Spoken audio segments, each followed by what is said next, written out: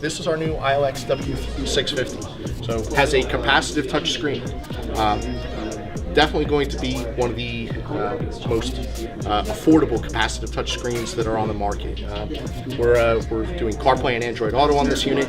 It has a true 4-volt pre-out, unclipped 4-volt pre-out, and we'll do no-look swipe control, so you can actually swipe up and down for changing volume, just 2 fingers, left and right, for 2 fingers for changing stations.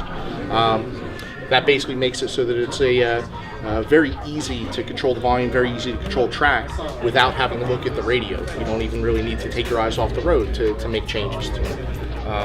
On top of that, it's got 9-band parametric EQ and time correction and all of our typical audio tuning features on board. And it's going to be at a very attractive price that we're going to be talking about later.